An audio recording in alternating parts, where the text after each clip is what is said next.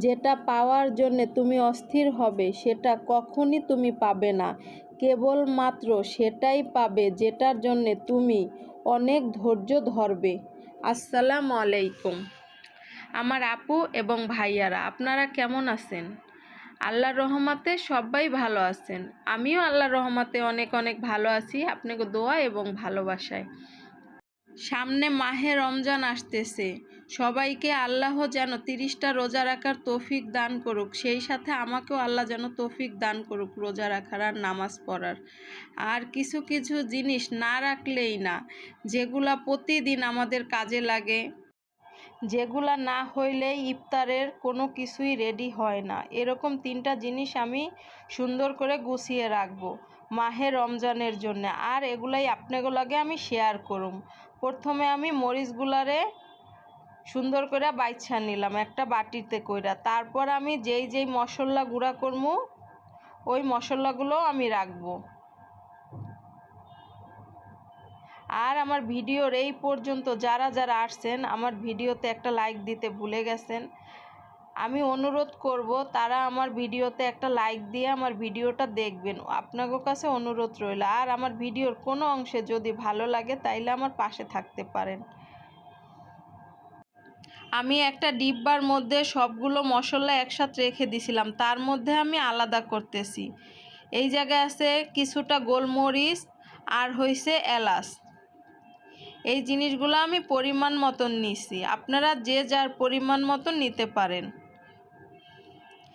এই জিনিসগুলো যদি একটু তেলে গুঁড়ো করে রাখা যায় তাইলে অনেক কাজে লাগে। আমি এইমাত্রই আপনাদের গুঁড়ো করে দেখাবো যে কি কি কাজে লাগতেছে আমার। আর এই জায়গা হয়েছে কিছুটা দারচিনি,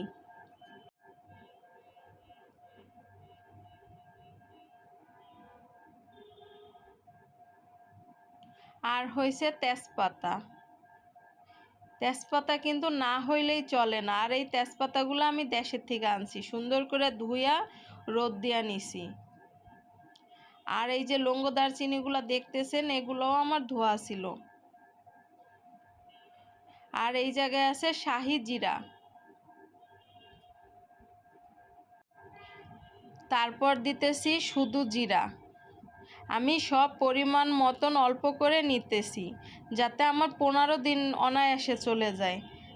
তারপর আবার টান পড়লে আমি আবার করে নেব। এই কারণে আমার যতটুক লাগতেছে অতটুকুই আমি সুন্দর করে পরিমাণ মতন নিতেছি। আর এই জায়গায় আছে জয়ফল।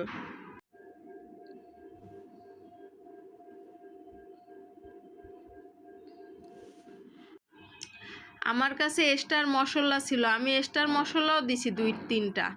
আর হইছে গোলমরিচ, সাদা গোলমরিচ, কালো গোলমরিচ, এলাচ, তেজপাতা, আর হইছে শাহি জিরা, জিরা, জয়ত্রী। এই সব উপকরণগুলো আমি সুন্দর করে ভাইজা নিমু। আর আছে শুকনা মরিচ, এগুলো আমি আলাদা করে ভাজুম।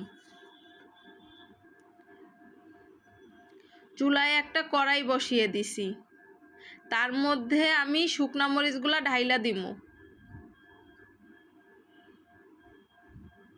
আমি তেল ছাড়া শুকনা মরিচগুলো ভাজমু, কারণ তেল দিলে হইছে কি তেলের একটা গন্ধই আছে আলাদা, ওই গন্ধটা আসবে, তাই আমি তেল দিমু না।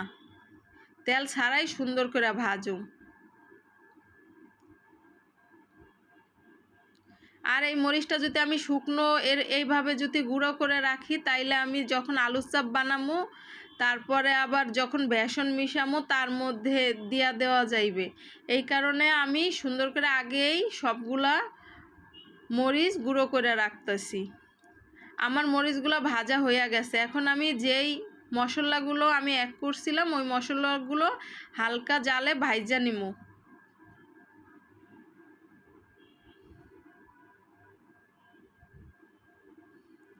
আমার মশলাগুলো ভাজা হয়ে গেছে। আর হইছে শুকনা মরিচগুলো ভাজা হয়ে গেছে। আর শুকনা মরিচের যে একটা ঘ্রাণ, ওইটাতে আমি কাশতে কাশতে শেষ, বুঝছেন?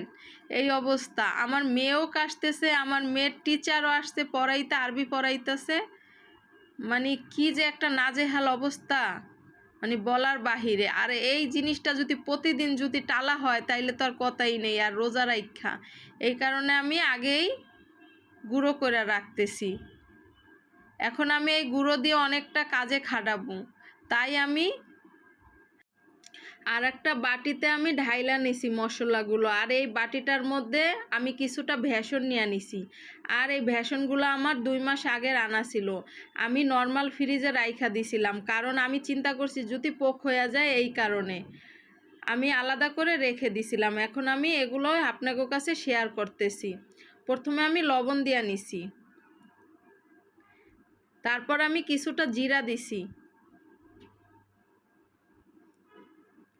আর এই ভেষণের মধ্যে আগে চাউলের গুঁড়া মিশানো ছিল, তাই আমি চাউলের গুঁড়া আর দেই নাই। আর আমি একটু বেকিং সোডা মিশিয়ে নিছি। এখন আমি এই জায়গার থেকে মরিচের গুঁড়া 1 চামচ, আর হয়েছে যেই মশলাটা করছিলাম ওই মশলাটা 1 চামচের মতো। এই জায়গায় হয়েছে 1/2 কেজি ভেষণ, তাই অল্প অল্প করেই আমি মশলা মিশাইছি। এখন আমি এটার মধ্যে এই মশলাটা দিয়া নিব। আর এটা হয়েছে ম্যাগি মশলা, আমি 1 প্যাকেট নিয়ে আসছিলাম 2-3 দিন আগে, বাজার করছি যখন। আর এই মশলাটা দিলে অনেকটা মজা লাগে, তাই আমি এই মশলাটা 2 প্যাকেট দিয়া নিব।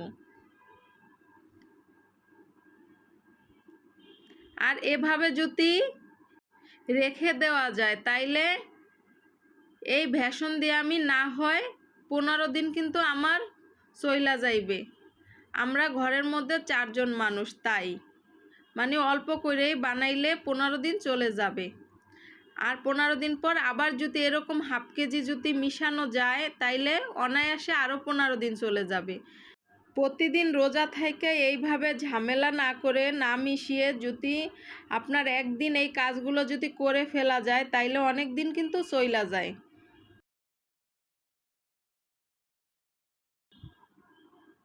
আমি আজকে এই 3টা উপকরণেই আপনাদের লাগে শেয়ার করলাম। কার কাছে কেমন লাগলো কমেন্টে জানাবেন। আর আমার ভিডিওটা যারা যারা দেখছেন তাদেরকে জানাই অসংখ্য অসংখ্য ধন্যবাদ এবং ভালোবাসা। আর ভিডিওতে যদি একটা লাইক দিতে ভুলে গিয়ে থাকেন তাইলে একটা লাইক দিয়ে আমার ভিডিওটি দেখবেন, অনুরোধ রইল। আজকের লেগে সবার কাছ থেকে আমি বিদায় নিচ্ছি। সবাই ভালো থাকবেন, সুস্থ থাকবেন, আমাদের জন্য দোয়া করবেন। আমিও আপনার লেগে দোয়া করি। আল্লাহ হাফেজ, আসসালামু আলাইকুম।